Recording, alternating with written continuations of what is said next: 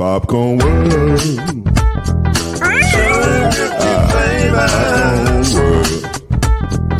Popcorn World. Yeah.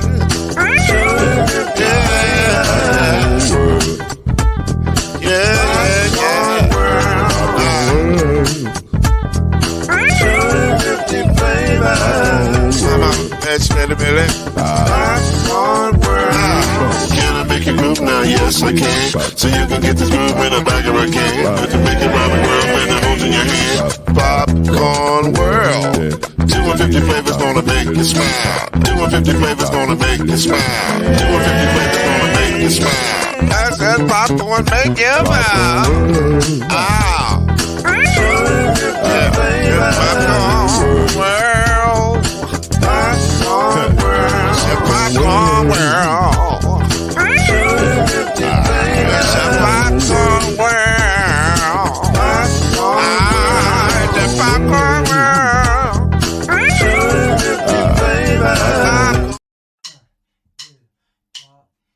You're now listening to Bleav in the ACC with Heisman Trophy winner and Florida State legend, Mr. Charlie Ward, Wave 3 TV, and Furniture Hall of Famer Kendrick Haskins, and Mr. Talking Noise himself, and of course Mama Noise's man, Lloyd Smith. And now it's time for Bleav in the ACC.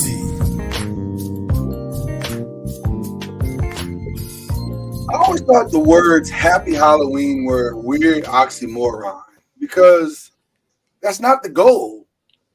The goal is to be somewhat frightening, I guess. And maybe the candy makes you happy. Like, I don't know. What's the happy part? I don't understand what the happy part is. I guess it's the candy. It's the hall of candy. Yeah, I mean, when you're a kid, it's definitely the candy. All right. I just was wondering. That's like, you're walking around in a. I think it's out of habit. It's out of habit. Every holiday you say happy whatever. Happy Thanksgiving. Happy. Only one we don't say really happy is Christmas. Right. We say Merry. We say Merry. Merry is a step above happy. Yeah. Everything else is Happy Kwanzaa. Happy New Year. Happy Rosh Hashanah. There you go. Right. Well, we're here for our podcast, doing it again. And just for those of you who are listening and not watching, Coach Junior is very ready. He is geared up. He's got his jersey on. He is ready. He looks like he's game day ready. So I don't know if he's playing this weekend. I'm not sure what's going on. He may as well. He's definitely needed. He's definitely needed. That's for sure. Are you gearing up to go play today, or is there a guest appearance? What's going on, Coach Junior? I'm not sure what's going on, but I'm happy to be here. Well, that's something. We're all happy to be here. I'm glad we're here today for Bleav in the ACC. We are going to have a great show, as we always do here. And this has been a great. Who's number 5? Say again? Who's number 5? Greg Reed. Greg Reed. He's on the current team? He's on the who? Yeah. Greg Reed used to be number 5. I think Charlie's trying to avoid a humble flex right here. I think that's what's happening. It feels like it. If we exempt you from humble flex status, can we get more information? You're exempt. You are for exempt. the school. You played for the exempt. school. You're exempt. Number 5. Who's number 5? The latest number 5. Who is the latest number 5? I honestly do not know, but let me now I want to know. So let me go find out. Was Lavernius number 5 back when he was there? No. But you're not wearing it for them. You're wearing it for who the current number 5 is, correct? No, not the current guy. Because the current guy is Zach. Well, no, that's a different team. I clicked on Florida State. Why did they bring up Georgia Tech? He's going to Oh, here be we my go. shout out. He's going to be my shout out at the end. Okay. We'll wait till then. So Oh, there's a there's no cliffhanger spoiler here. alert. There's a cliffhanger Stay here. I like tuned. this. I like cliffhanger. Charlie with the tease. I like it. I'm here for it. Okay. All right. Well, listen, a lot of stuff to discuss. We would be remiss though, because we are not just ACC fans, but we are sports fans. We would be remiss if we did not mention last night's game, the World Series. I've been watching baseball with my grandfather since I was 5 years old. And I can truly say, in the 45 years that I've been watching baseball and World Series, I don't know what I've you're never seen anything like that. That was not in Major League Baseball. That was an unbelievable. And now, listen, this is not hyperbole. I've never seen. Here's how much I've never seen it. When the Yankees went up 5-0, I started making bed plans. I'm saying, wow, this is great. I get to go to bed early tonight. I don't have to stay up for this game. There'll be a game 6, all is well. And I even took a little nap. Then the 5th inning happened. During the game, I took a little nap because I was like, this is fantastic. And then, I don't know what you want to call the 5th inning. Some will for sure today, I'm sure on First Take, Stephen A. Smith is going to call that a choke job. I don't know if it was a choke job in the true sense of the word, but it was bad. It was a massive collapse of epic proportions. And the Yankees, for lack of a better word, tricked off their opportunity. They just It just fell all the way apart. Did you guys see any of it or? Yeah, I was watching in the 5th inning when they completely fell apart.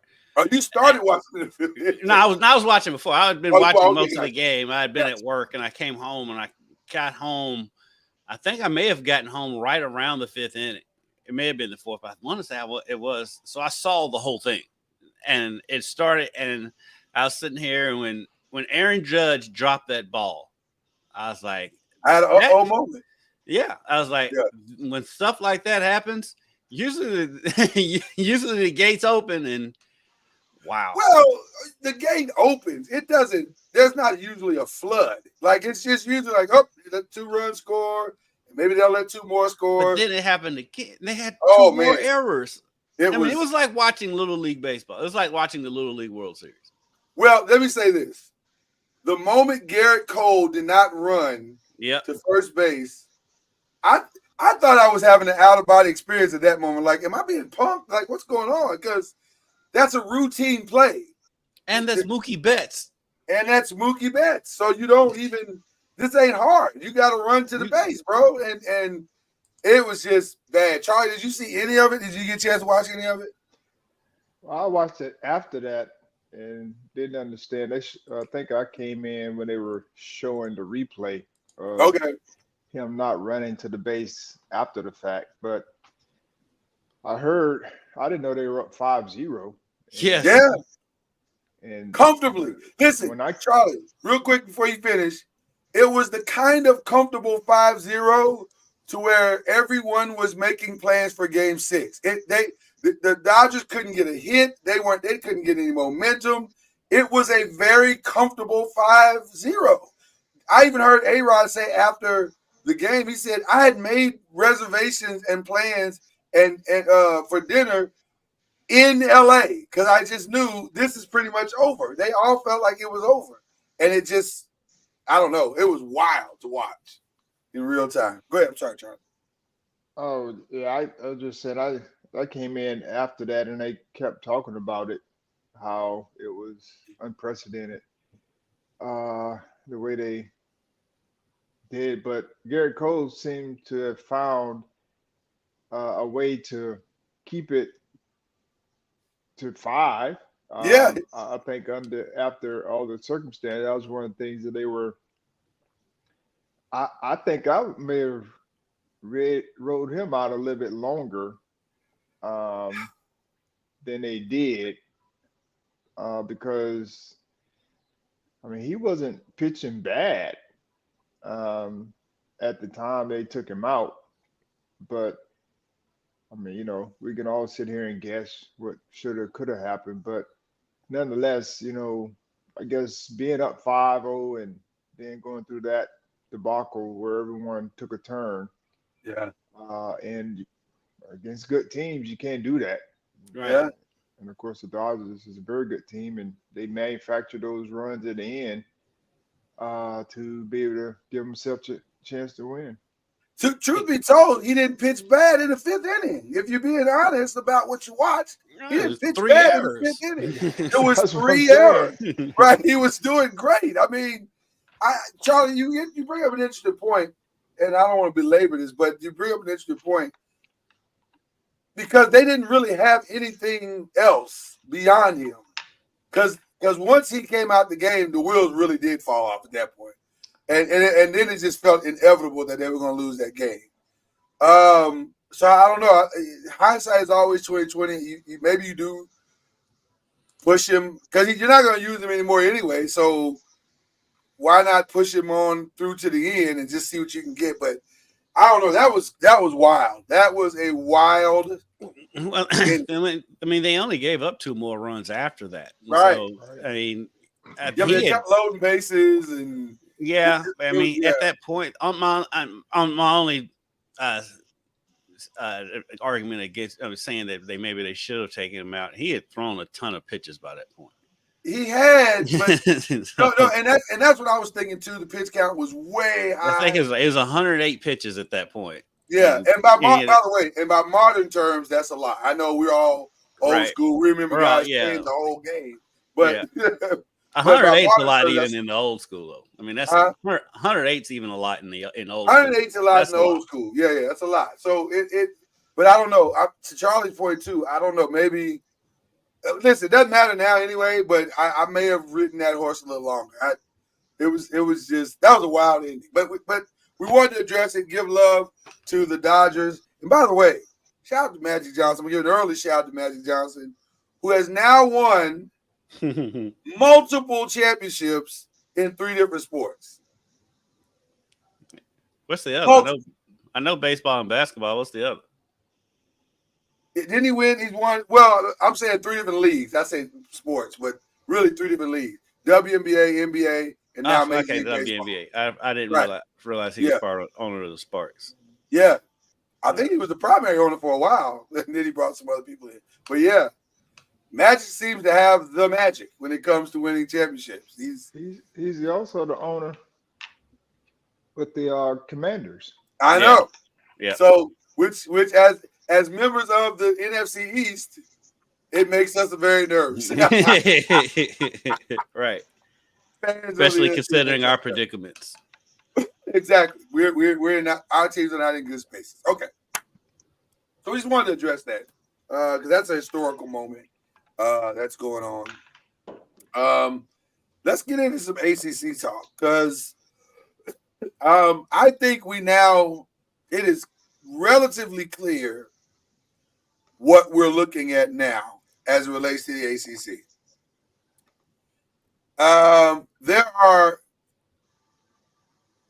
I think the line is 1, 2, 3, 4, 5, 6 really great teams. There are probably 3 okay teams, maybe 4, and then there's the rest of the league. I would say 6. Great. So let's go through the list. Let's go through the list, and you tell me if I'm wrong. I would say the good and great teams are Clemson, Miami, SMU, Pittsburgh, and then the 2 underachievers are Virginia Tech and Louisville. I'd say great. I'd go great on Miami and Clemson. Very good are Pitt and SMU. I can live with that. I can live with that. The hit or misses are, though record-wise it says something different.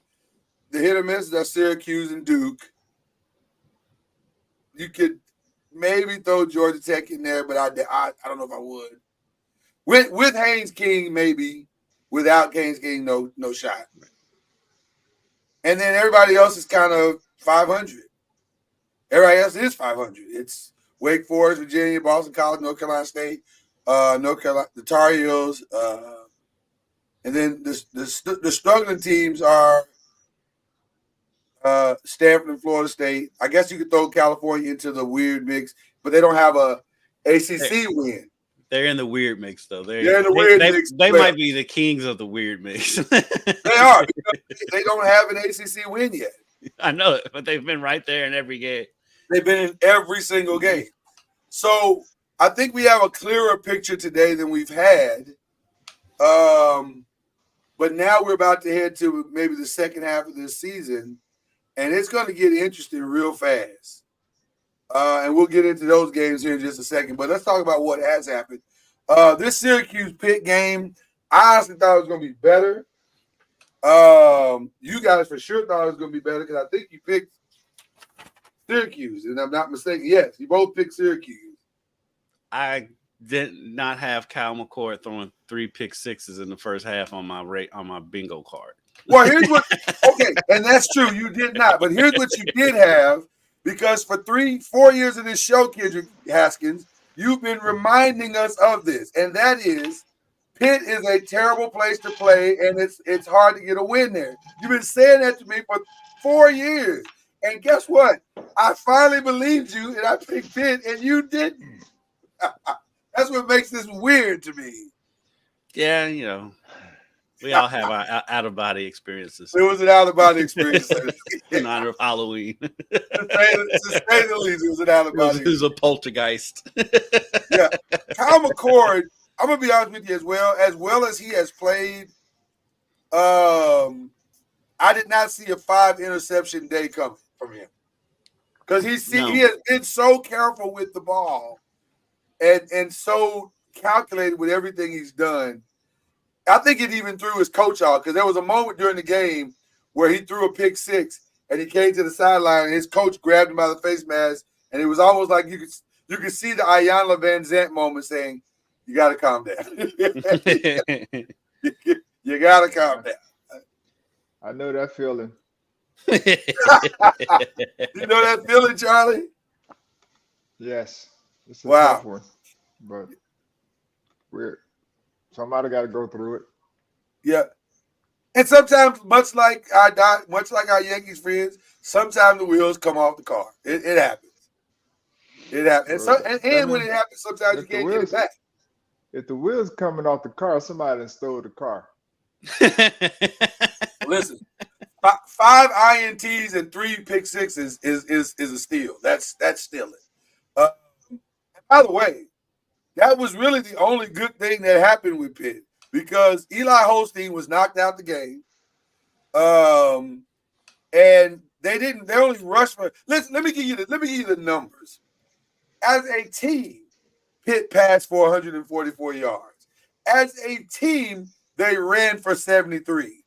So you're not supposed to get 41 points from those numbers. Your Syracuse's defense, you're about to choke everybody on offense.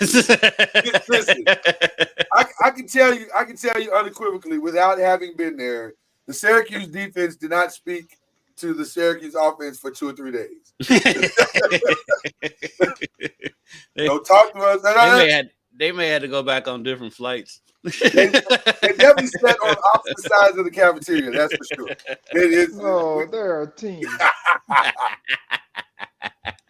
and they will have to help each other become better next game. Well, you know that the defense is probably thinking we can't get no better. Right. You know that eventually, Charlie. But surely you need a day, just a day, to kind of figure, get yourself back together mentally. With not 19, want 20-year-old not want to choke somebody out. You know what I mean? Yeah, you got 19, 20, 21-year-old kids. Yeah.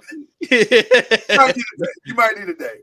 Right. So this is when the coaching's earning his money off the field. No question about it. And then we had another shocker on Friday. Boston College went up on Louisville 20-7 at the half. And everybody was 20 like, to nothing. It was 20-0, and U of L got their touchdown just for half. Right. It was 20-0 for a long time, and then the bottom fell out of Boston College in the second half. And it's almost like Louisville remembered who they were, had their Lion King Mufasa moment. Remember who you are. And they did. It was wild because for a Friday night, I saw more of this game than I normally would on a Friday night because of high school football. But thankfully, I'm gonna give an early shout out. Okay, yeah. It's a new phenomenon. It's only been happening here in Jefferson County as far as the state goes. I don't know about the rest of the country, but there's been some of our high school football games have been starting at 6:00. By the way, why did it take this long? But that's a whole other conversation. Glorious for those of us who have to put together a high school football show every Friday. So I was able to get back to the station in time to see just about all of this game. So I watched all of it just for the most part. And when Louisville, you could feel the tide turning when Louisville scored that first touchdown. When they was down 27. Even though Boston College came out scored immediately in the third quarter, they was up 27-7. Yeah. You could just feel like, okay, the offense has gotten clicking.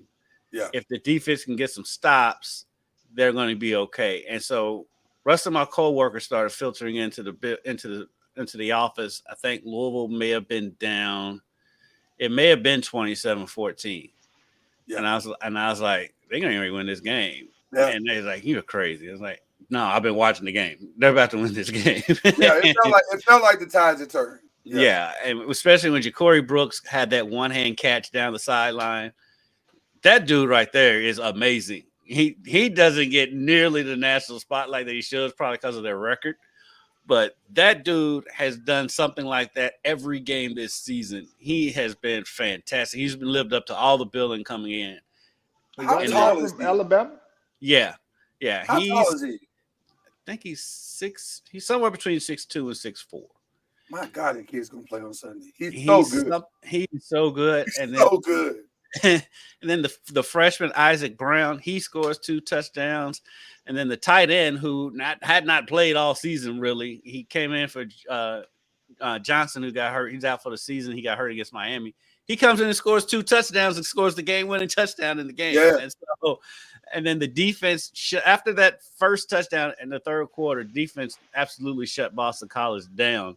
Yeah, and so they played well that second half. Hopefully, they can keep that momentum going into this week. But yeah, if you were just sitting there watching the game and not just following the scores, you could kind of tell that the tide was turning and Louisville was going to win that game. Nate Kariski, I think, is the kid you're talking about, the tight end. Yes, Nate Kariski. Yeah, it was an amazing comeback win. They ran the same play. Twice on the goal line. Twice. Yeah, it was the exact same play twice. And he was wide open both times. Yeah. So Louisville escapes out of Boston College and gets that win on Friday night. When we move into Saturday, the games kind of became what you thought they would. Still no Haynes King, still no shot. Virginia Tech. I was surprised that Virginia Tech only scored 21 in that game, though. Yeah, that seems to be Georgia Tech defense. Not bad. They still got players. So it's not bad, but I just thought Virginia Tech could put up more points against it, though. No disrespect to Georgia Tech, I just thought Virginia Tech could score more than that. Well, here's the thing. I think Kyron Drones is just okay. Like, he's just okay, and I think that there lies the problem because he's inconsistent. But Shul Tootin can run. He can tote the rock. The Tootin is why I thought they'd put up more points. Right. But Georgia Tech's run defense apparently is pretty darn good. And so they were able to kind of contain Bashul a little bit, surprisingly. But they did just enough to get the victory. Nothing spectacular, but just, enough. UNC Virginia. I think we all missed this one. Of course we did. Nobody saw this coming. We thought it was going to be the other way around. The 41 points from North Carolina is not shocking. The fact that North Carolina's defense held somebody to 14 points got to be the first time that's happened in 3 years since in the Mac Brown era. 14? Amazing. I couldn't believe it. Amazing. So, I don't know. I don't know what happened with Virginia or where they – well, I tell you one thing. The North Carolina shut their rushing, turned off all of Virginia's water in rushing. Virginia rushed for 7 yards in that game. 7. Wow. I mean, how many is that sacks, though? A lot of them were sacks because Anthony Calandra by himself, they technically rushed for more than 7 if you look at what they actually did. Yeah, the way college football does that's weird. Yeah, but Calandra by himself was sacked a lot. So he killed their rushing yards. Yeah. But that's why do they do that? Why do they put the sacks take it off of rushing? I've always wondered that. Because I think they did that when you were playing too, didn't they, Charlie? Yeah, I mean, it's always been that way. Yeah, it's weird. Yeah, but I don't know where would you put it though. Where else do you put it? Under passing, maybe. Put it in its own category. Just don't put it on anybody's category. They don't in the NFL. You don't see the sack yardage. You don't. It has nothing to do with it. So that's what I'm saying. It shouldn't go towards anything. It just should be a sack. Say sack yards.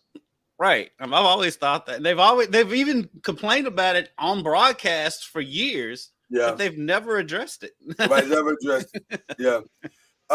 Wake Forest beat Stanford. This actually turned out to be a halfway decent game to watch. You watched that? I watched a little bit of it. It came down to an interception at the end. You're doing the Lord's work, brother. I'm doing the Lord. Well, listen. The beauty of what we do now and what in my setup over here is that I can watch multiple games without actually having to watch a game. So it's on, and I can see it out the corner of my eye. Like, the 4 box has been the greatest invention of sports. Right. The 4 box is fantastic. So that's helped me get through some games, whatever. And this one came down to a last ending touchdown by Nick Anderson, I think is the kid's name. But it became an interesting game. I don't know how good it was, but it became an interesting game. Stanford and California essentially have the same problem. People aren't necessarily blowing them out, but they can't get a win. Like they just cannot. I feel like in given time, I think California could be a problem in the ACC. The only thing is, I think by the time they get to that point, they're not going to be in the ACC anymore. Right. Right. And the same thing we said about Stanford. I think their time in ACC is going to be short. Stanford, I don't have as much confidence in because Stanford's kind of one of those schools. They'll get good for a period of time, and then they'll kind of disappear for a while. But I also think that's why they're going to lead the ACC. Right. So where is Stanford? Where did they come from? Were they in the Pac-12? Yeah, they're in the Pac-12. Yeah. So why did they lead the Pac-12? Because everybody else was leaving the Pac-12. Everybody else did. Charlie. You know this as a black man. When people start running, you don't turn around. Running. Start running. Start running. Everybody else is running. And then when you stop running, you say, "Hey man, what are we running for?" Yeah, that's brilliant analysis. That's what happened to them. They ran over into the ACC and realized they were there. Like, why are we over here? This is. I do wonder how long it will be since the Pac-12 is starting to reform itself. How long it will be before Cal and Stanford jump ship? I think they'll go back because they were on loan. Yeah, right. They're not getting paid a whole bunch. But now, I guess if they let them out, then that means other teams may be able to get out. I see what you did there, Charlie. I see what you did there, sir. One of those teams that's trying to get out might want to join Conference USA the way their season's going. For football. Listen. I just messing with my guy. No. I like it. California finally got the big win that they've been wanting. If you can call beating Oregon State a big win, which I guess it is. Oregon State over there. had I a think winning it's former Pac-12 rivals. Yeah. Nice playing. Oregon State's decent. Huh? I was surprised they beat Oregon State that bad. Oregon State's been decent. Yeah. I think they have a winning record, I Bleav. Well, they don't now. Now they're 500. But that's technically still a winning record. Yeah. But I mean, so coming in, they had a winning record. And yeah, coming in, they were over 500. Yeah. I was surprised that California beat them that bad. I was surprised. I think that was some frustration coming out that we finally got somebody on the ropes. We're gonna it was like an MMA. I'm just gonna keep beating on them. Yeah. So the ref stops the fight. They finally was able to let that loose. Yeah. Charlie. So listen. I was watching our good friend of the pod, Emmanuel, the other day on the ACC network. Mm-hmm. And he was former Florida State quarterback. And Emmanuel. EJ, yeah. Oh, okay. EJ Manuel. EJ man. I just shortened it. I just nicknamed. Black folks don't nickname. Look, we getting old. We forget names. I was on a podcast yesterday for Clemson, and I forgot Klubnik's name. Yeah, we go listen. We gonna nickname you if we can't figure out and remember what your name was. We'll nickname. Yeah, so Emmanuel now. You don't remember your name. So I was watching him, and this is prior to the start of the game, and you can see the pain in his eyes as he was they were asking him, "Did Florida State pull this off?" And he was like, "Well," and I just said, "That's got to be hard when you've had as much success as he's had, and you've had." I feel wrong to even ask you about this team anymore because this is a hard watch. It's a hard watch. But to that point, it's not hard. I mean, if you watch from a realistic standpoint, I mean, you sit there and watch the game, and I mean, they're playing right now. They're playing with a lot of young guys. I mean, it's kind of been the theme pretty much all year in some form, minus maybe the first couple of weeks. Right. They're playing with a lot of young guys, inexperienced guys, as well. And like I said, I mean, the score ended up 36-14, but they had chances, they had opportunities. They're just at a point now where they can't find a way to overcome those chances and opportunities that's been presented. But I thought they competed well. So that's it. I just feel tough because the defense has been giving them life. Yeah. They just struggling offensively to find any kind of rhythm, any kind of playmaking ability consistently, I should say. And they can't score the football right now. So, I mean, they can get in the red zone and they can't score for whatever reason. And that's just been an issue all year, which is different. It's a very, in our lifetime, Kendrick, we have not seen a Florida State situation like this in our lifetime. I don't remember it being. I've seen they had Florida some down State years. They had some down years, but before Willie got there. But yeah, I can't remember it being this bad. Has it been this bad, Charlie? Down is one thing, but if I've never seen it where it felt inept. Not record wise, they haven't been as bad record wise in quite some time. But like that, I mean, it's part of like the losing and winning. You know, last year they found a way to win all their games, the close ones. Yeah.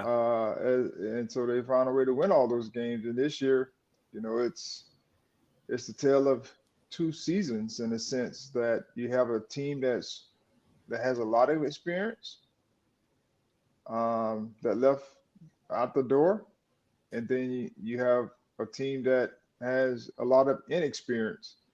Even with the transfers that they brought in, there's a lot of inexperience, meaning whether they were there just for a few months, and we really didn't have a great core to be able to pull from like we did the previous years. That came back, and the guys that were coming back, they weren't standing out like the Patrick Paytons. They had high hopes from Marvin Jones, and like that front seven, they had their struggles early on. They were playing okay, but they weren't playing with like you were expecting them to play dominant. And when the offense was struggling they've been struggling throughout the year. They didn't have the defense to lean on to help them win games. And you saw it in the California game. They had to win the game. And that's what you have to do consistently when your offense is struggling to find ways to score. So it's been just one of those years. I mean, coaches are pulling out their hair trying to figure out, how to get them to, play better on Saturdays. I've been there, so I totally understand. The whole you practice all week, and you prepare them to win all week, and then once the game comes, it's like one thing happens, then something it snowballs. Yeah, something else Well, happens. Charlie, and let's build on that just for a second. Not only do you practice all week preparing them, but what you see in practice looks like it should transfer. Like it's not like Florida State doesn't have talent. They have talent. I'm gonna tell you something. As much as people are going to talk about DJ and they're going to talk about, maybe Ja'Kai Douglas, whatever. The one that shocks me the most is Torfili. I thought he was about to come into his own. I really did. I'm thinking, if nothing else, Torfili's going to hold the rushing room down. He's going to be there at least. Yeah, he's been his struggles have been the biggest surprise to me. That's shocking to me that he's not. And I don't know if that's it's the line. If you don't have a line, yeah, it is a lot. You can have Derrick Henry back there. If you ain't got an offensive line, it doesn't matter.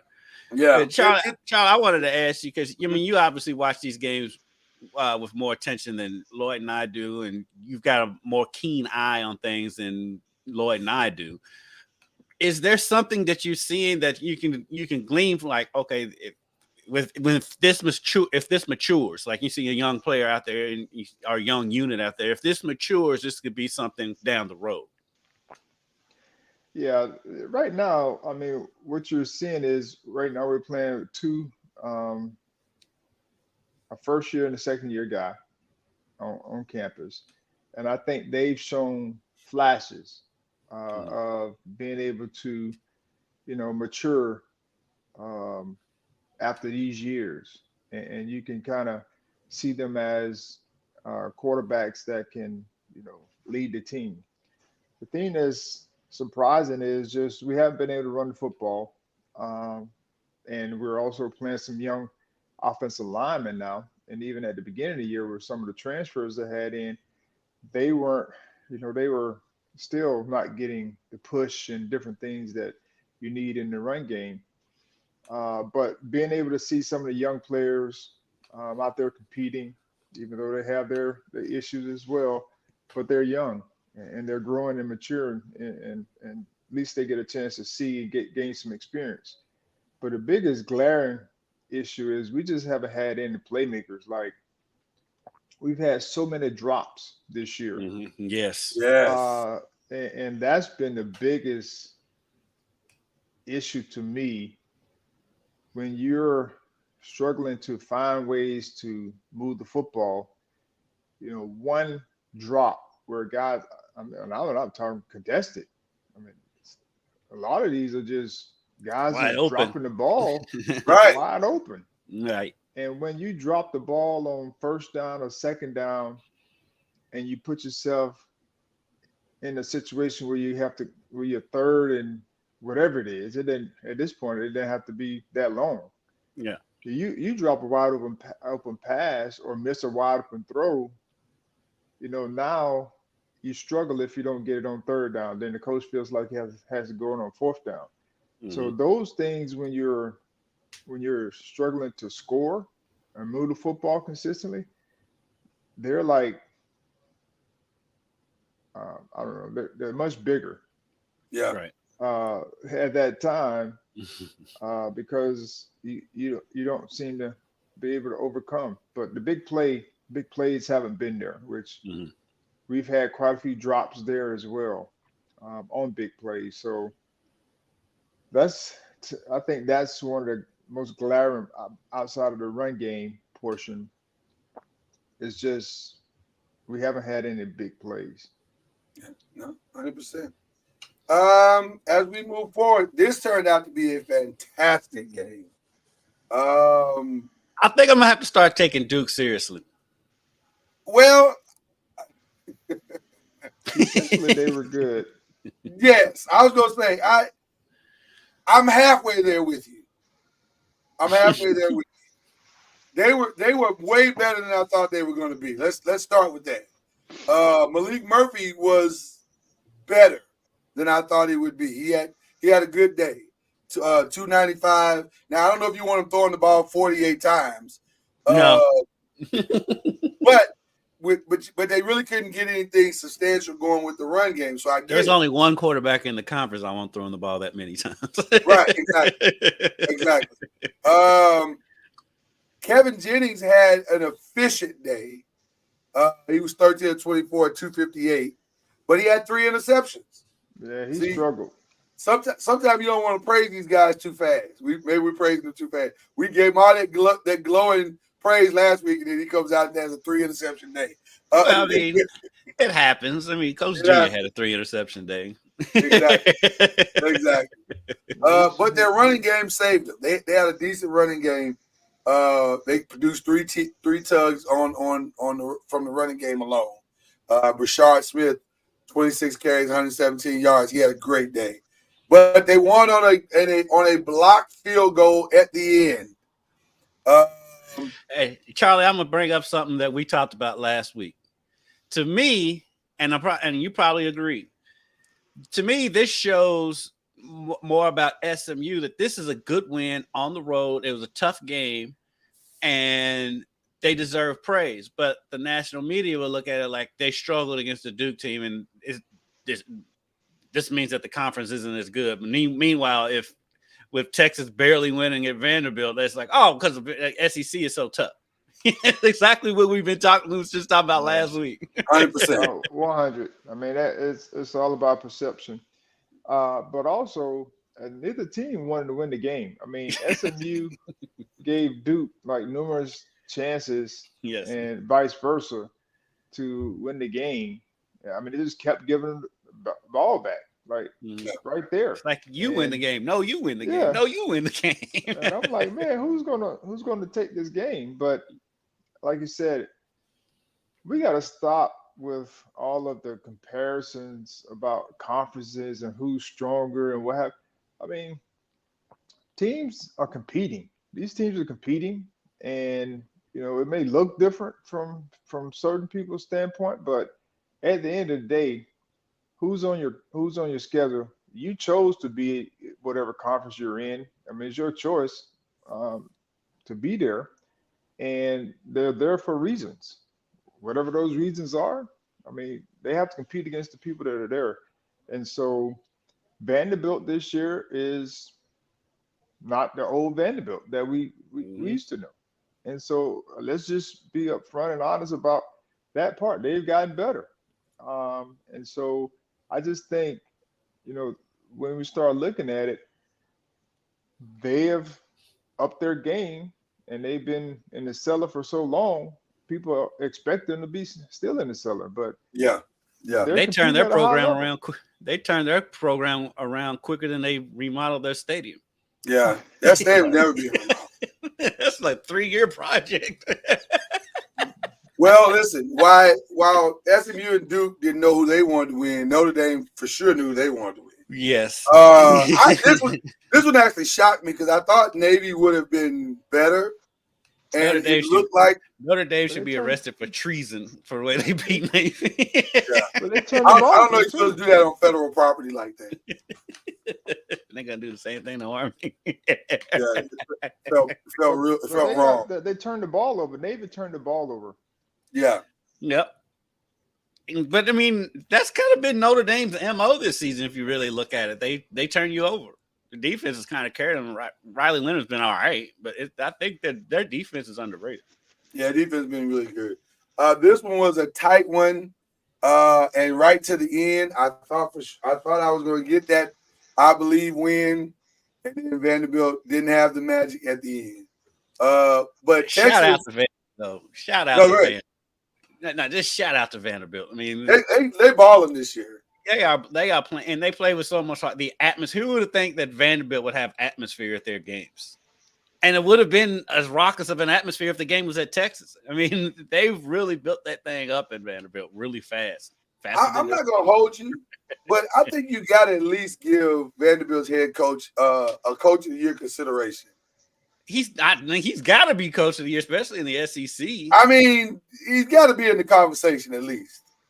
I mean, the SEC is the NFL. He's got to be coach of the year, right? Let them tell it. Because it just means more.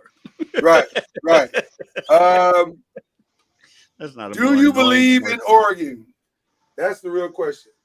Is Oregon the least talked about number one team ever? Yes.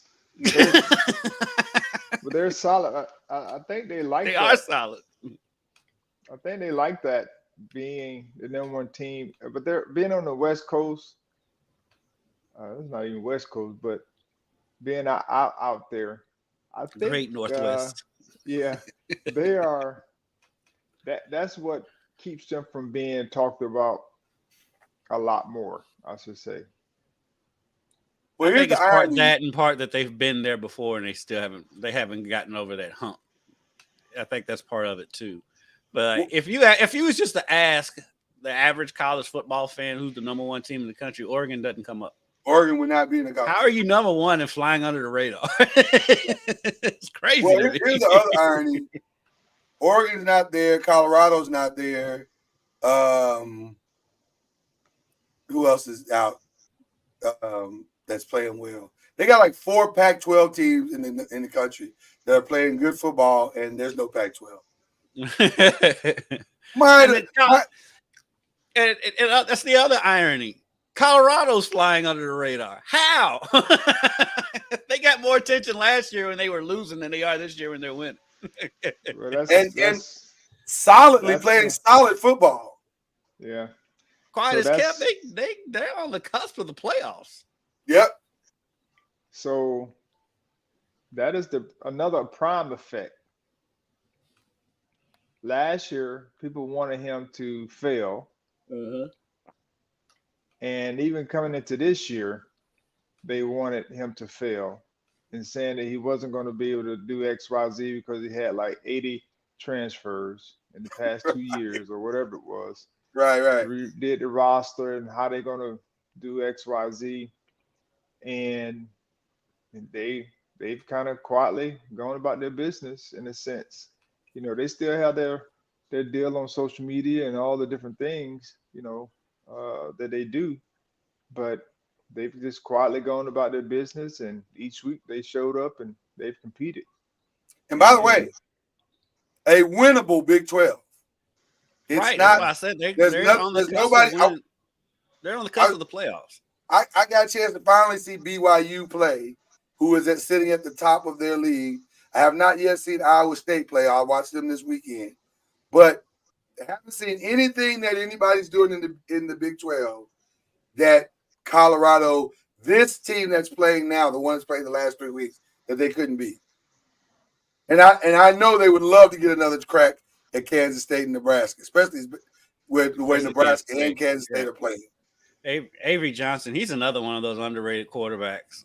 Yeah. That guy can play. That guy can play some ball. I love watching him play. Well, the other, I Bleav, games were the Eagles-Bengals. Bengals in sound the alarm. The Bengals are in trouble. Yeah, they might want to start selling. Yeah. It might be time. It might be time to get some folk off the ship. I said it in the offseason when it happened, and I think it's reigned true. Losing Joe Mixon really hurt that offense. Oh, it changed the whole dynamic. Even though he's been hurt for Houston, I mean, he was their rushing game, and he was perfect for what they do. And then losing P. Ryan on top of it, those were huge losses for the Bengals. Yeah. And they kind of flew under the radar because they're not big household names, but they were huge for that Bengals offense. Yeah. Are the Eagles back? Yes. I think so. Devontae Smith. But Devontae Smith is fantastic. I think they're back. That's what makes them good. Yep. And then having A.J. Brown back doesn't hurt. Because that's the other thing. When they were struggling, he was out. And so we're both out. Yeah. And so them being back, and I think I do kind of feel like, and then Saquon playing like he's playing. And then I do kind of feel like Jalen Hurts, it kind of feels like he's kind of taking over the offense. Like, you know what? I got this. Y'all go ahead and chill. You go over there and argue with the fans. I got this over here. I think they're doing they played 2 weeks really, really well. But I think they also beat two questionable teams. One of them being mine. But you know, those stat games get you back on track. They can. Gotta be who's on the schedule. Right. I agree. And I didn't bring that up because he said that. They were next on the list. I brought them up because they were next. I know that. Okay. The Cowboys is like this, like the team that they play okay, keep the game close, but they just can't win. Look, they are 4-5. I mean, it's not like they're bad, right? No, they're bad. They're bad. They are 4-5. Like they're not. But that's 5. Not bad. That's 5 though. Lord, tell them. Take Charlie through our text messages through that day. So when they were down and Dak started making the comeback and they had those 2 touchdowns. Right. Lloyd was like, "Oh, they coming back." I was like, "Nope." I was like, "This is classic Dak." He said, "They're not." When there's no pressure on them because they're getting blown out, he'll start looking good. I was like, let them get the ball back with a chance to win the game and see what happens. What happens? 4 straight incompletions. But you know what though? Kendrick. Even though I'll give him one that hit Turpin in the face. Yeah, that wasn't his fault. That wasn't his fault. That wasn't his fault. But you know what? That didn't even make me as mad as the 3 timeouts that McCarthy called before they even got the ball. I didn't understand that. I was like, why? That's what has amazed me about the coverage of the game since then. Is no one has brought that up when I've watched the national media talk about that game. I was like, they called all 3 of their timeouts with 3 minutes left in the game. Well, so they put all their bags in that last drive. Yeah. And then on top of it, at that point, you had time because you wasted all your timeouts. You don't try to run the ball at least once. Right. Well, they can't run the ball. But, I mean, just to keep the defense honest, run the ball. I mean, they throw 4 straight passes, and none of the passes are in the middle of the field. They're all on the sideline. Yeah. And this is like clock management and Mike McCarthy are bitter enemies. Yeah. They hate each other. Well, here's the blessing and the curse of what happened in that game. The blessing and the curse was it was a horrible game. But thank God for the Commanders because they stole all the highlights this week on maybe the most ridiculous Hail Mary in the last 10 years. It was ridiculous. That was ridiculous. The fact that they pulled that off is insane. The defensive back for the Bears, though. Shout out to Tyreek Stevens, who I give it that he owned it. I give him credit for the way he's responded to it. I mean, and I think it's going to be a learning. What did he say? But what else could he do? Like there was nothing else he could do. You could duck the smoke and just not say anything. But he's come out and he would have been fired. Yeah, he's come out. Yeah. And, he's like, I apologize to the Bears, to the city of Chicago. It's a learning experience, and he said all the right things. And a lot of times you see guys do that, and you don't hear from them. So he didn't duck the smoke. Was it a learning experience? It better be. If it's not, something wrong with him. But I'm still trying to figure out like what was learning about it. I mean, That's not it. he should have known to knock the ball down. That's not even the worst part of it, though. Have you seen the video of him before the snap? Well, after the snap? Oh, he's the one that was talking to the Yeah, crowd. he's the exact same one. The one that knocked the ball up was the one that was talking to the crowd after the ball snapped. No. Twice. Yeah. Right. He was talking to the crowd on that out route. Out route, he was talking to. He didn't even see the out route.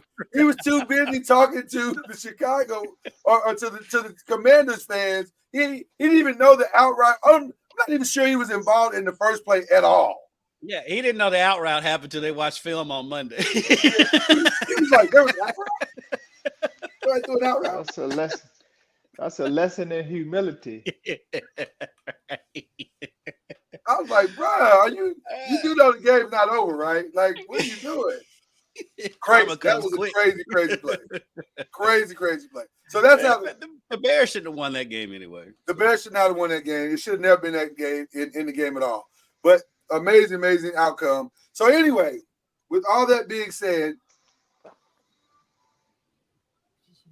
I'm sorry. Hold on one second. You guys continue. Well, surprise. Well, Charlie Lloyd told me something before the show that I didn't realize last week. He forgot to update the records last week. I did. And I was like, that's what I was wondering because it was like 52.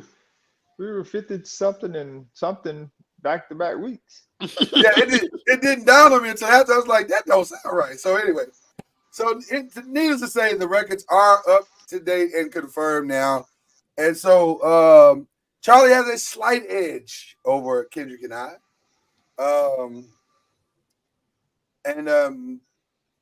Lloyd's right there. I'm right there. I'm back in the mix. Had Vanderbilt come through for me this week, we might be looking at a different situation. But they did not. So needless to say, they did not. He picked Vanderbilt. I picked Vanderbilt just thinking that the Magic. I could have taken the easy route like some people did, taking Oregon. It wasn't quite as easy. Smart. Oh, Oregon. Who took Oregon? I'm not gonna say any names. Probably because that's rude to say names. Hey, if you lob a softball up there, I'm just knock it out of the park. Yes, knock it out. I'm not even mad at you.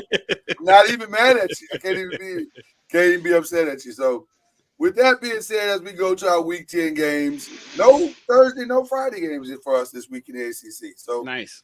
We will jump right into Saturday, and we got Duke and Miami, which I would not have thought that this would be a big game, but it turns out this might end up being a big game because Miami is living on the edge right now, and you got to wonder, can they keep living on the edge?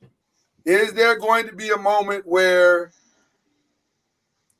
playing that way catches up with you? I don't think it would be at home, though. It doesn't feel like it would be. They don't have that much of a home field advantage either, though. That's the other thing. And then also, I don't know, man. This Duke team, they got something that they have defense. They got defense and belief in themselves. Like they played well everywhere. So I don't know, man. Their offensive performance last week gives me pause. So I think the Hurricanes gonna be fine. Duke. Yeah, I would say. I mean, Duke play much better at home. But like you said, Kendrick, I'm not sold on their offense. Malik Murphy, to me, just still seems. I don't know. He is a first year starter. Mm-hmm. So he's still learning a lot. On the fly, even though we're in game 8 or whatever it is. So or 9, 10, whatever. But I think it's I think Miami, they are, like I say, they're there, but they still got Cam Ward. Like, Right. he erases a lot of things. Yeah. And Restrepo. I'm a big Restrepo fan. I love that dude. I think it's safe to say we're all going Miami there, but we'll be keeping our eye for sure on this game. Stanford and NC State. This is not be watching this game. Well, this is the definition of a pick'em because you don't really know. You don't know. I'll go with your claim about time difference on this one, because essentially this game is at 9:00 in the morning for Stanford. So if you're going to bring in West Coast teams, you can't make them travel across the country and play a noon game. That seems unfair. That does seem unfair. That's unfair. So I'm going to go NC State. Maybe they're trying to kick him out. Stanford's going to use this as leverage. Going to keep torturing them until they say we quit. 11 times. Are we all going NC State on this one? Yes. Yes.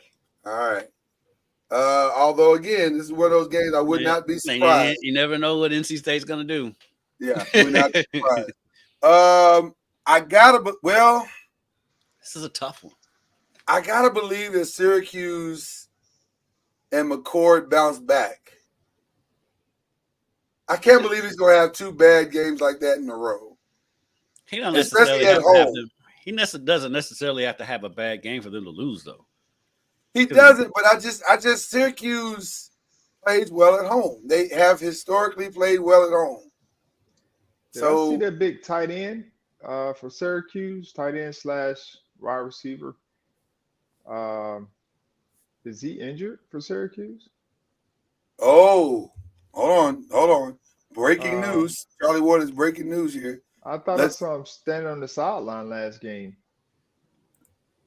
I'm forgetting his name. He's been there for a few years now. Rondo Gatson. Yeah, his dad played in the league, right? Yeah, he has been there because he gashed U of L when they played up to the last time. So is he out? Is he out? I thought I saw him on the sideline. That may influence my pick. Thought I saw him on the sideline in his jersey, street clothes. That may influence my pick if that's true. I don't see where he's out, but you may have messed me up, Charlie, because I was solidly going Syracuse. I think I still may go Syracuse in this one. I'm gonna go Virginia Tech. Okay. This is a tough one for me because I know how good Syracuse has been at home. Virginia Tech does travel. They do travel. Give me Virginia Tech's running back. I'll go with the Hokies. All right. Okay, so here's the thing. It's another pick'em. No, I'm trying to give Charlie hope here. We're gonna pick FSU. Let's go Noles. Listen, if ever there is a team that you can get your offense together, historically it has been North Carolina. Historically, though I will admit, last week they held Virginia to 14 points. They held Virginia to. So. I'm going Florida State. You're going Florida State, Charlie. That's right. I think Charlie's going with his heart on this one. And as he should. He should. We need the Seminoles to show up and show out, which we haven't done any games. Because Charlie, you tried reverse psychology. That has not worked. Yeah. So at this point, you might as well just pick them and live with the results. That's what I'm doing. Okay. Listen, having said that, I'm going UNC. So I'm going UNC too, just because if they held Virginia to 14 points, they can hold that offense to 14 points. I made sure I relay that message to my guys. Yeah, don't tell you guys and say my whole podcast picked against you. Now go win. No Bleav. No Bleav whatsoever. Okay. Now this is an interesting one as well. This is one of the night games. Louisville Clemson. On paper, this is a really good matchup. Though Clemson is playing pretty well top to bottom. I don't know. I'm going with Clemson. You going with Clemson? Yeah. I don't know. Louisville is one of those teams that they're kind of hit or miss. You know, they play spurty, you know, at times, and then they look like world beaters at times. And so it's just that hit or miss type of vibe that you get. But Clemson, of course, has been steady since the Georgia game. They've steadily been getting better. They know what they want to do and how they want to do it. And Klubnik has been really good as well. And they've gotten established the running game, which has been giving them balance from an offensive standpoint. Defensively, they've been solid all year. I'm going to go Clemson, too, just because Louisville's never beat Clemson. So until they beat them, I can't pick them to beat them.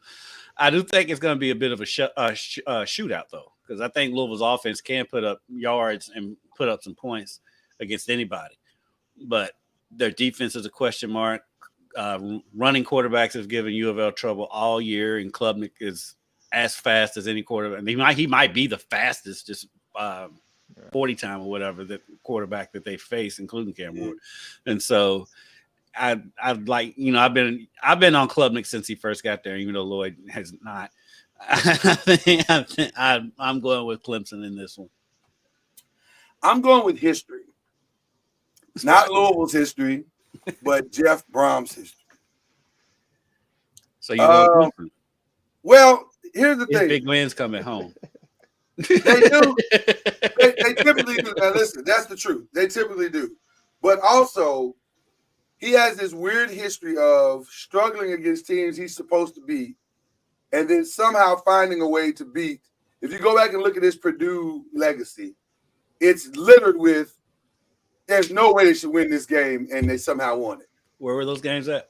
They were at Purdue. Admittedly, they were at Purdue. West Lafayette. Right.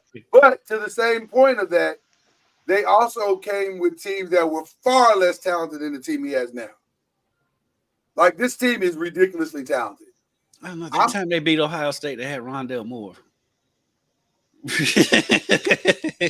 Rondell killed a lot of woes. He did.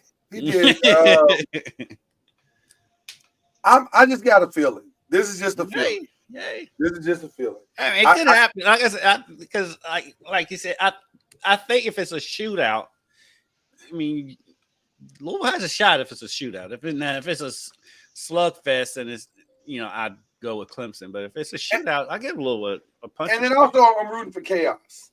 I'd love to see a little bit of chaos in the ACC for the ACC Championship. So let's upset the apple. And you are kind of dressed like conspiracy brother. I am. That's what I was going for Halloween outfit. Well, never mind. If you know, you know on that movie. If you know, you know. One of my favorite movies, by the way. So I'm going for chaos. Now, the game of the weekend, this is going to be a much better, and I'm so glad that Eli Holston is going to play. So there'll be no excuse. Why did he get hurt last game? I want to say it was a concussion. I'm pretty sure it was a concussion. And I think he just cleared protocols, which is amazing because you normally don't clear that fast. So maybe it was just like a low grade. It could have been a low grade concussion. Yeah, maybe a low grade concussion. But nevertheless, this is going to be a really good game. And this will be a game that essentially brings the much more clarity to who's going to be in the ACC Championship game. Now, Pitt's offense has not – they've traveled better this year than they ever have since we've been watching them on a regular basis. Mm-hmm. But I just wonder what it'll look like under those Dallas lights.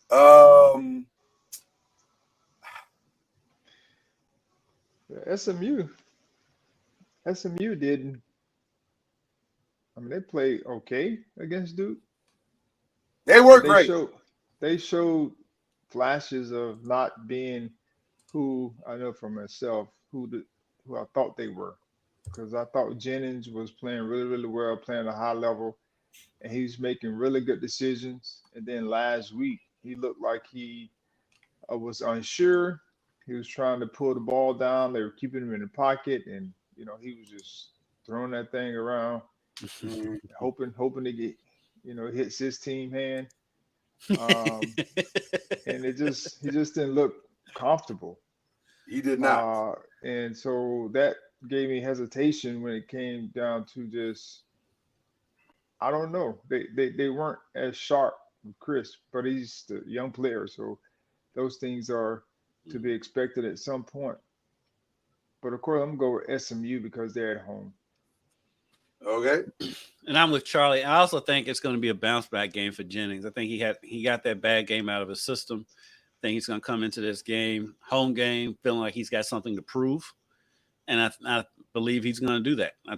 Pitt's going to be right there. Pitt's going to give them all they got. But I really do think SMU coming in, night game at home, that with that atmosphere there, and him coming off a bad game, I don't see him having two bad games in a row, and that's why I go with SMU. I gotta concur and get on board with you guys on this one. I just believe that kid is special, and he's going to remind us that he's special. The weather's going to be fantastic. I just think SMU at home is difficult to beat. Mm-hmm. It's just difficult to beat. So give me SMU as well. Okay, and then finally in our I Bleav games of the week, we've got some difficult ones this week, gentlemen. We got Ohio State, Penn State, although historically Penn State loses this game. Yes. I don't know why. Penn State will play phenomenal all year long, beat everybody that they're supposed to beat, then go to Ohio State or play Ohio State, whether there or at home, and lose this game. Yeah. So take that in consideration as you make that pick. This one made our radar because of one reason and one reason only. Because if for some reason Iowa State were to lose this game to Texas Tech, it would reverberate in the Big 12 tremendously, opening up the door for the TV show to become the TV show. Colorado will be cheering so hard for Texas Tech, who, by the way, can beat Iowa State. There's nothing that Iowa State does that Texas Tech should not be prepared for. So this will be an interesting game just on that alone. And I wonder if at some point will Iowa State hear the footsteps of those that are following them in the Big 12. So those are your two college games. And then in the pros, we got Dolphins, Bills. Tua is back. What is the weather on that one? That may determine that one. It's not gonna be that bad. It's early. It's November 3rd. It's gonna be fine. But the weather is not an issue with that game. It shouldn't be. It's 54. No. Dolphins don't like cold of any kind. Yeah, I think their record when it's below 60 is crazy. It's not great. It's not great. 54 is nothing to us. Right. I'll reiterate this again, since y'all may not have heard me. The weather is not it got nothing to do with it. And I agree. And to be honest with you, I agree wholeheartedly with Charlie. All right. And then no matter what it is. And then our fourth game is the late game on Sunday, Lions and Packers, which should be interesting because while Jordan Love probably won't be playing, Malik Willis has found a new career. Like, he looks phenomenal in that offense. I really looking at that, I think that had more to do with Tennessee. He just didn't fit Tennessee's system more than it was anything. Because the way he looked in college, and granted it's college and it was Liberty, but he did not look anything like he did in college playing in the Tennessee offense. So I just think that he just didn't fit their system. I'm not saying that it was a bad system. even though it hasn't been successful. Well, it hasn't worked yet. I tried to be nice and say it's just he didn't fit their system. I don't want to say it's a bad system. Kendrick, I'm not saying it's a bad system. I'm just saying no quarterback has succeeded in it. And I don't know why I was trying to be nice for once, but like no quarterback has succeeded in that system, and they've ran through like 6 of them. So take that for whatever you want to take it for. But that's like Kentucky and their offensive coordinators. Just saying. Not saying it's the best system. I'm just saying no one seems to be able to make it work. So there you go.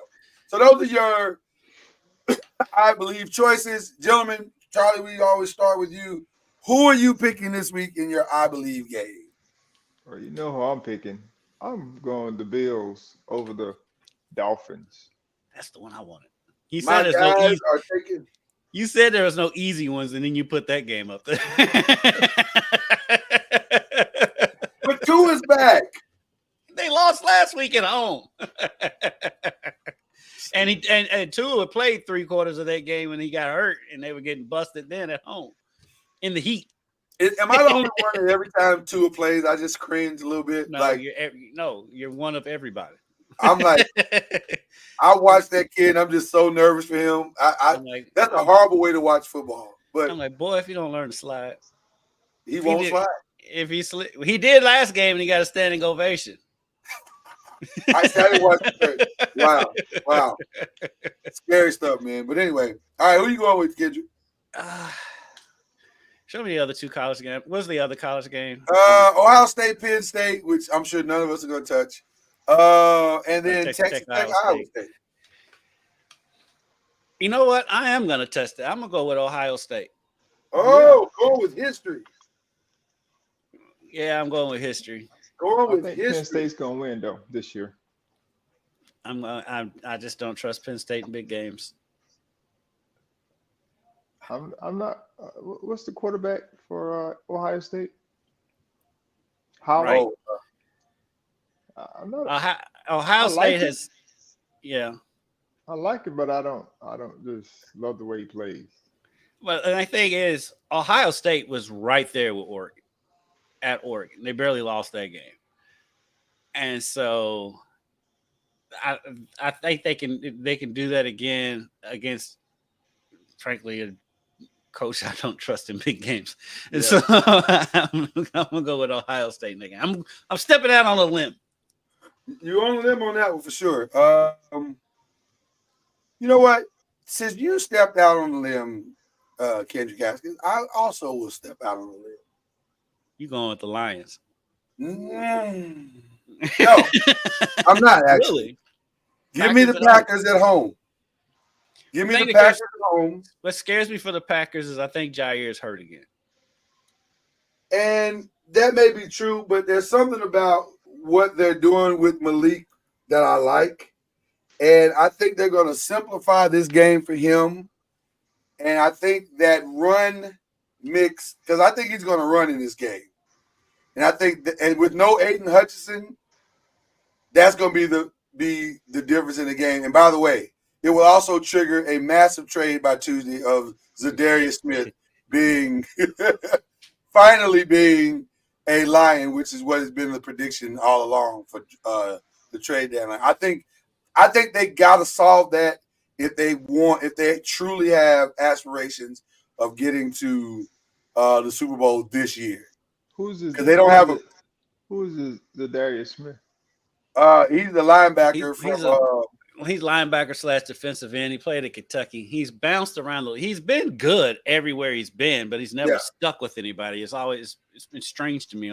He's never been able to stick with anybody, but he's performed well everywhere he's been. Where is he now? Bengals, I Bleav it's the Bengals. I don't think it's at the Bengals. It's not the Bengals. Wherever he is, his name has been bountied about in trade rumors. It appears that whatever team he's on, they don't want him. And it also appears that he doesn't want to be there. So Darius is with the Browns. It's the Browns. Okay. Yeah, he's at the Browns. Which feels like he's probably going to leave because they're overloaded anyway. So they need to make some changes. It seems like the Browns would be able to make it work with him and Myles Garrett on the same line. You would think that they would, and by the way, you would think that they keep him because with Deshaun now being gone, they may have an actual shot. Right. You know, I wouldn't be surprised if they did go ahead and keep him because now they have new hope. They have hope. By the way, a collective shout out to Reverend Jameis Winston. I love that. Preached that. I got it now. Is. I forgot. I completely forgot. Oh my God, Charlie, that is well played, sir. That is well played. Oh man, he was blessed. I want to give him a flex, but like not a negative humble flex. I don't want to give him a flex. Like I don't know what else we had was something good because not the normal humble flex. That was awesome. That was good. He was blessed. Let me say something. He was blessed to get through that game because Kyle Hamilton absolutely should have caught that interception. Oh, Jameis tried to Jameis multiple times. Right. But man, his pre and post game. He's living right. I was gonna say his pre and post game is the story of legends. I mean, just unwavering faith. Unmeasured faith. I was like, you better preach, boy. You better put. I thought he was preaching. He was just announcing it. I didn't know what was going on. He's gonna make more money when he retires being a motivational speaker than he ever made playing. No question. Because I would pay to watch Jameis talk.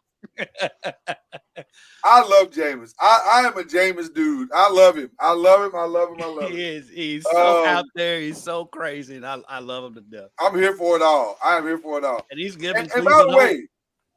And by the way, meant every word he said. You can think means everything he said. He believes everything he says.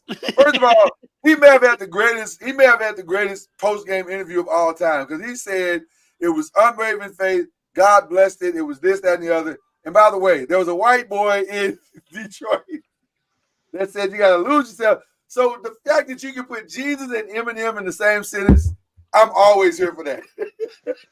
Hey man, he's I am always here for that. So shout out to James. He's like that all. I can see where it kind of wears on you after a while.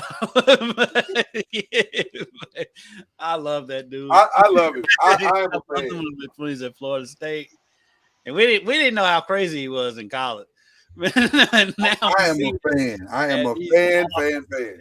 He's got a long career after the NFL, either being no question about it. I would love to watch him on a broadcast, even though he probably is too long-winded for television.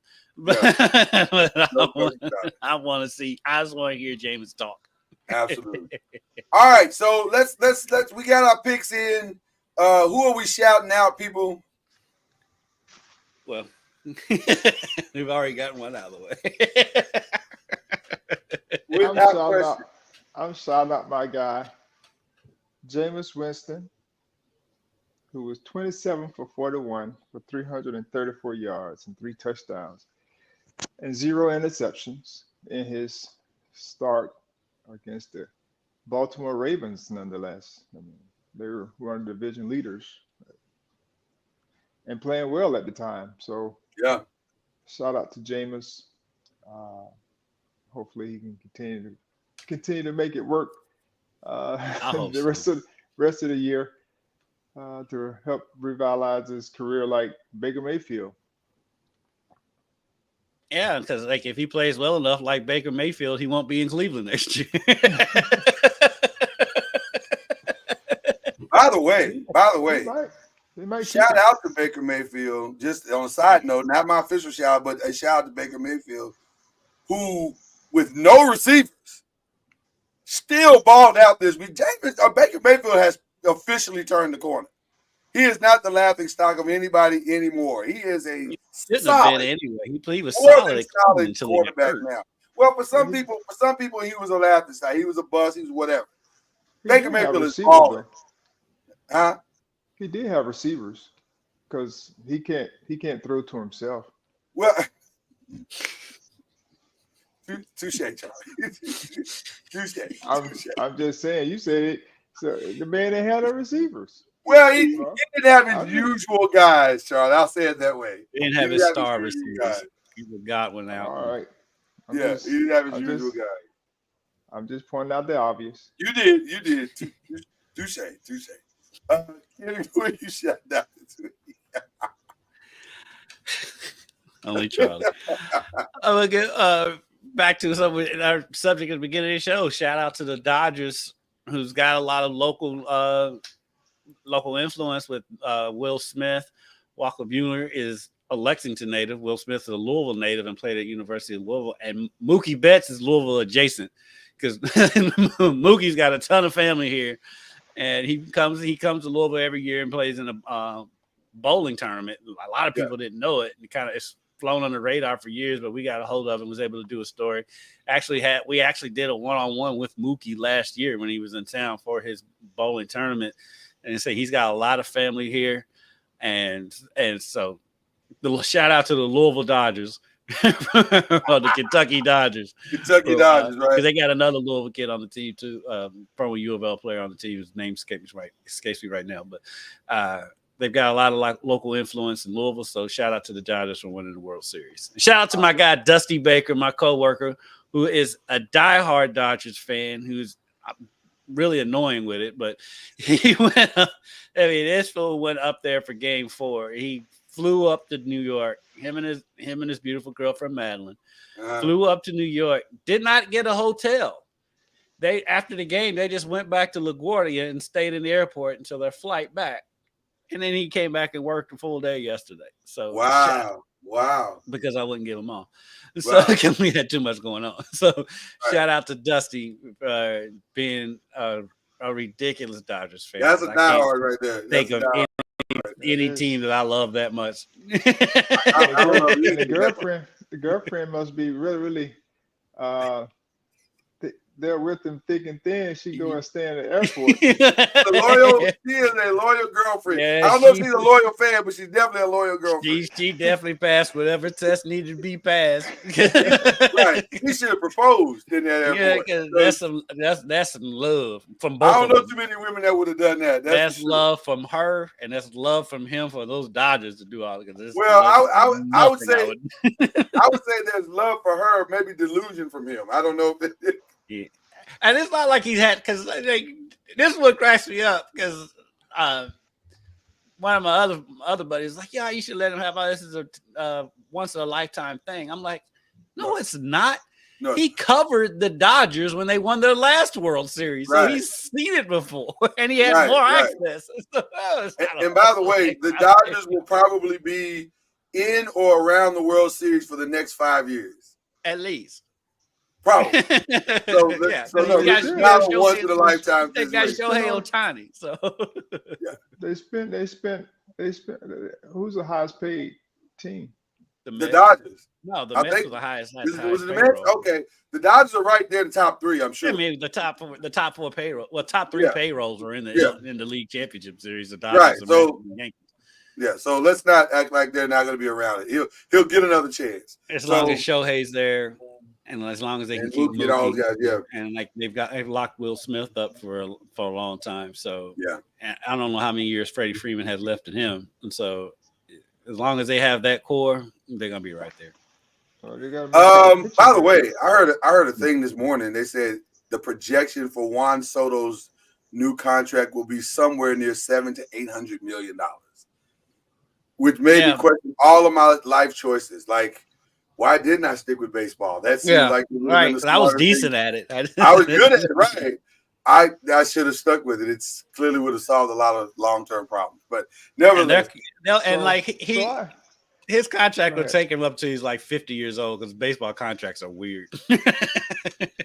I would defer like Shohei did and just take a lot of it on the back end. But that's another. So I want to ask this. This happens a lot. Mm-hmm. So do you think if the Yankees don't offer him that, he will go to a team that will pay him that amount of money, but still may not make the playoffs or have a tough time getting to the playoffs? 100%. Well, whoever does it is going to be a playoff team, though, because the prevailing rumors is the Mets, and the Mets were just in the league championship series. Yeah. So, but I think you take, well, first of all, his agent is Scott Boras. So that tells you right there he's absolutely taking the money. Oh, yeah, he's absolutely. His agent is Scott Boras. But secondly, I don't think you can turn down in good consciousness $800 million. I just don't.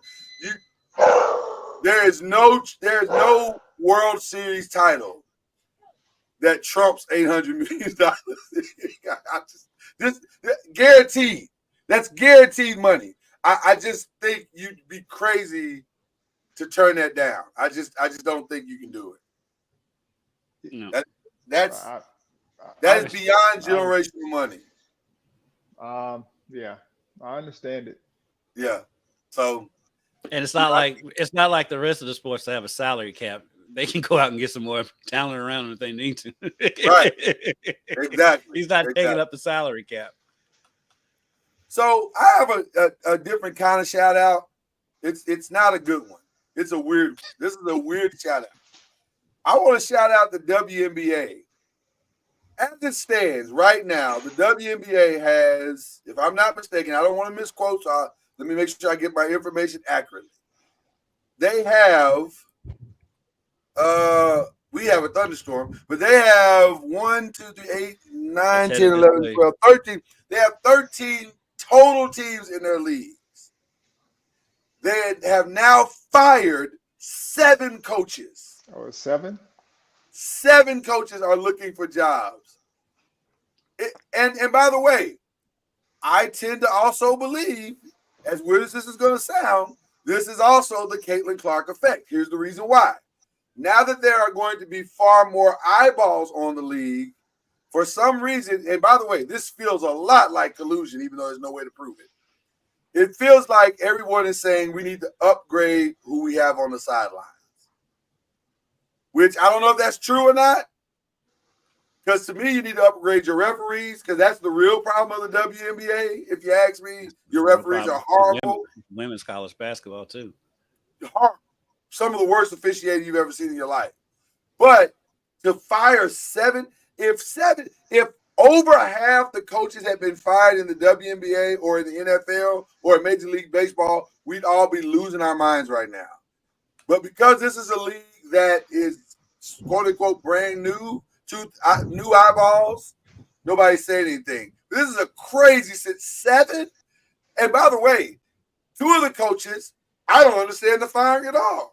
Connecticut's coach and the Fever's coach, who had more challenges this year than the Fever coach? 3 coaches, because you throw in Witherspoon too when she got fired. And Witherspoon in her first year wasn't good enough, even though the Chicago, it's been a crazy offseason for the WNBA. But we'll see what's about to happen. I'm curious to know where this is all going. I think part of it too is you have ownership that's new to the game, and for a lot of these teams, and so I think that's part of it. Yes, you see it in the other sports all the time. A new owner comes in and they want to get rid of everybody, and they want to make the big splash in free agency, aka Phoenix 7 teams, Phoenix Suns, and so it's. Those 3 that we mentioned, I don't understand those firings at all. And I don't get it at all. Connecticut Sun, who just played in, the conference championship game, right?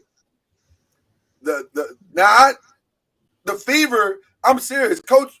I don't understand. She literally took a team that hadn't been in the playoff in like 3 or 4 years.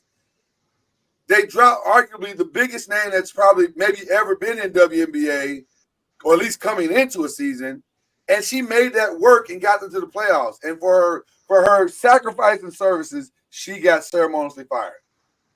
And a lot of their struggles early in the season was they were a young team getting to know each other, getting to learn how to play with Caitlin Clark. B, Caitlin is exhausted because they just came off the Final Four. Right. So she's exhausted. And we said it when they came back from the break. That Caitlin's got her rest. All the people who were whining about her not being on the Olympic team, it was the best thing to happen to Caitlin Clark. And so she came back rested. They was able to gel more, and they took off and made it to the playoffs. And then you fired a coach. So wow. Good luck with that. Whoever's the next coach. Good luck to him. I mean, You've got talent. You've definitely got talent. So, but the WNBA is tough too because you see draft picks that get cut before the season starts. Also, you talk about a league that needs to expand. They need to expand. Yeah. As soon as they can. I know a city that loves women's college basketball would be a great candidate for a WNBA team. Well, that's an awesome arena. Like I said, well, we'll see what happens going forward. But I just wanted to point that out as wild off season for the WNBA. Yep. Okay. Well, that's all we got. That's all we got for you. I don't know who's playing tonight. I know there's the Jets in Houston. Go Texans. Go Texans. For sure. Listen, DJ nothing gives me greater pleasure than watching Aaron Rodgers lose. That feels my soul. Even now, even more. I just don't like the way they went about letting Coach Saleh go. Yeah, and then demoting the offensive coordinator. Just all that doesn't sit right. It's an organization that has zero clue of what they're doing. Yeah, they have zero vision. They thought that a 40-year-old plus quarterback coming off an Achilles was going to be the be-all, end-all for them. No. By the way, you still don't have an offensive line. You didn't have an offensive line before. Is why you got hurt. By the way, if I were the Jets, would absolutely, before the trade deadline, bring in a young quarterback on the fringes, maybe even a Malik Willis. Jordan Travis there, baby. Come on, who's there? They got Jordan Travis there. Oh, that's right. Well, he is there. Is he healthy now? No, he's rehabbing. But I mean, he's still rehabbing. Bring him on next year. I wouldn't be surprised. Well, I guess what I'm saying, I wouldn't be surprised if Aaron. I wouldn't. Well, you finish out the season with him. You paying him too much. Do you? All the money they're paying. That's why Deshaun was playing because all the money they're paying him. And so you think you finish out the season with him. I wouldn't be surprised if Aaron retires at the end of the season or wants to go somewhere else. If I were the Jets, I would help him retire. Yeah. So I would absolutely help him retire. And I think Jordan Travis is a sneaky good quarterback for them. If they have vision and don't try to go all in and realize it's going to take a little bit of time, rebuild, I think they can be set up for the future because Jordan Travis, he's on a rookie contract. And so, speaking of that, before we go, I got to ask you this, Charlie, just because I would love to get your expertise on this. Colts, are they making a mistake with Anthony Richardson? I think every young player that's not every, but a lot of young players go through this time where you're going to have challenges that you have to navigate through. And sports, life, it's about resilience, being resilient, persevering. How do you respond from difficult challenges, and how do you respond to success? And so, in this day and age, we have all the mental counseling and mental coaching that you can navigate your way through it a little bit better. So for him, I think this is a great moment, depending upon how he responds. We all respond differently, and I don't know him personally, but we'll see how he responds to this. Because when it's all said and done, 3 years from now, no one would never know this happened if he responds positively to it. I think there's a lot of maturing that needs to happen there. Yeah, I mean that was from the jump. Mm-hmm. I mean, there are some guys that are mature when they come in. There are some that needs to mature, and so, like you said, this is part of that maturation process. I don't disagree with anything you guys are saying. My only pushback is this: you spent a whole offseason with him. I'm sure the issues that he's having should not be shocking to anybody. Like he wasn't. You're not going to tell me that he was consistently throwing us, missing the 7 foot slant in training camp. Like he can't throw it. He's not. I don't think that for quite some time. But a lot of times the coaches don't have say on who the starting quarterback is, aka Cleveland. No, I hear you. But That was an hearsay call. I feel like this one. They Really? No. But I don't know. I don't know. You're talking about hearsay now. No. Yeah, that's true. I really and truly, I think he may have I think he lost his starting position when he tapped out, and he comes out in the press conference and says he tapped out because he was tired. Which, by the way, is weird. I didn't see that. I think that's when he lost his, because if you're an offensive lineman, you're like, I'm not insulting. riding with this dude. That's insulting to say I'm tired. And you got Flacco over there who's a proven winner. And they played better with Flacco in the game. So. But Charlie, you will appreciate this, Charlie. But this also speaks to the impatience of most franchises. It's okay to let a kid sit until he's ready. It's okay. And when he was drafted, that was literally what they said. Is like he needs to sit and learn before you throw him in there. And hearsay, it throws him in there. Everybody ain't coming as CJ Stroud or Jaden Daniels. They're just not. And so it's probably better to draft with the expectation that this kid may need a year. He might need a year. There's only going to be one of those guys probably in a draft, or maybe two. We got fortunate last year to have two. But I make a case that Caleb maybe could have said. Bo Nix is playing halfway decent this year. Yeah, he's been fine. He's also older. And they've given him a package that is favorable for him to play. And they're not complicating what he's doing. There's no blueprint. I mean, some guys can start one right away. Right. Some guys can't. You just can't expect every guy to come in and be CJ Stroud. Right. And it doesn't mean that the guy you took is a bust. It just means he ain't ready yet, and that's okay.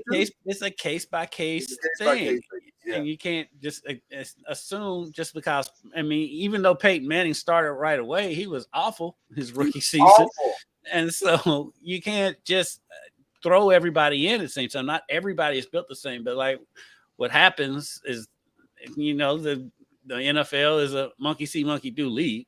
Yeah. And so they see one rookie quarterback come in there and tear it up. They think, well, every rookie quarterback. Now everybody should tear it up. Yeah, because like Jaden Daniels, and Knicks, they're throwing it up. They're doing great. So whoever comes in next year, the rookie batch coming in next year, there's going to be some owner that thinks automatically that their rookie quarterback's supposed to do the same thing. Shador has to win the Super Bowl next year. That's how it's going to be. Right? Yeah. Cam Ward has to come in there and lead. Nothing less than the conference championship. Yeah, Cam Ward's got to come in there and lead the Raiders to the Super Bowl next year. All right, people. Well, that's all we got for you today. We appreciate you as always. We'll be back to do it again next week. We've shouted you out. Be safe tonight as the candy shall be flowing abound all across the world. But if nothing else, just be safe. So have a great evening. This is the great Kendrick Haskins. He is a legend of local and my dad is starting to build to a national legend. I mean, my dad's a legend. And then, of course, that is the great Charlie Ward down there. Who is a legend? Who for sure is a legend. For sure is a legend. And we will see you. And then shout out to Pastor Winston of AME Zion Cleveland Church. Hallelujah. We'll see you guys next week.